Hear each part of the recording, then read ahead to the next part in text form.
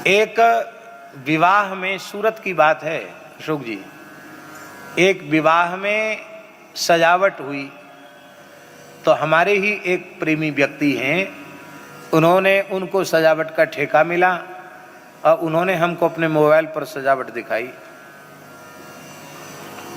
आश्चर्य की बात है, नगर जैसा गंधर्व नगर बन गया हो। कितना? बोले 4 करोड़ का ठेका हुआ है। हमने कहा इसमें खाना पीना? बोले खाने पीने का तो अलग है, हमारा तो केवल सजावट का काम है। 4 करोड़ का ठेका केवल एक रात को, एक रात में भी पूरी रात कहाँ, सवेरे खत्म। मेरी प्रार्थना है, क्या धन का यही उपयोग है क्या? बोलो,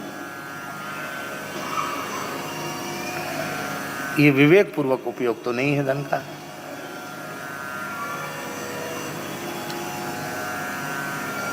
देखो स्पष्ट लिखा है हमारे शास्त्रों में, यावत भ्रियेत जठरम तावत स्वत्वम ही जेहि नाम, अधिकम यो ही मन्येत सस्ते नो दंडम रहती। जितने में हमारा पेट भर रहा है, जितना हमारे व्यवहार के लिए अत्यंत आवश्यक है, उतने पर ही हमारा अधिकार है। उससे अधिक यदि हम अपना मानते हैं और मनमाने तरीके से भोगते हैं तो ईश्वर की दृष्टि में हम चोर सिद्ध हो जाएंगे, और चोर को तो दंड मिलता है।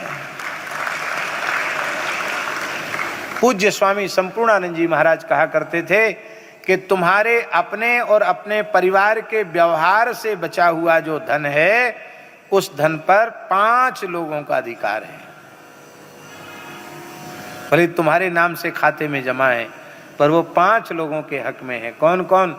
वो कहते थे, पहला हक है निराश्रित गोवंश का, उसको गो सेवा में लगाइए।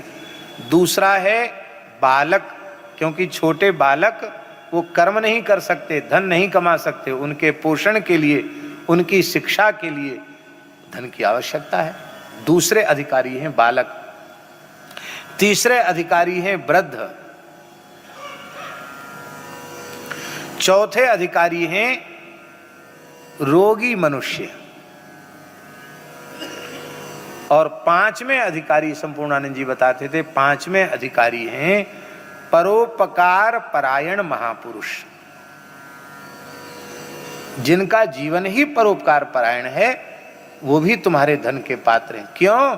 क्यों? धन कमाना तुमको आता है, पर धन का उत्तम विनियोग करना उन्हें आता है जो निरंतर परमार्थ के लिए ही जी रहे हैं, तो आपके धन का उत्तम उपयोग कर सकते हैं। तो हम लोग पुरुषार्थ चतुष्टय में भूले हुए हैं। अब उसका वास्तविक स्वरूप क्या है, इसको सूत जी महाराज समझा रहे हैं। धर्म का फल अर्थ नहीं है। धर्म का फल क्या है? धर्मस्य यापवर्ग्यस्य नार्थो नार्थोर्थायोपकल्पते नार्थस्य धर्मैकान्तस्य कामो लाभाय हि स्मृतः। धर्म का फल है अपवर्ग। अपवर्ग माने संसार के चक्र से छूट जाना, मोक्ष, ये धर्म का फल है।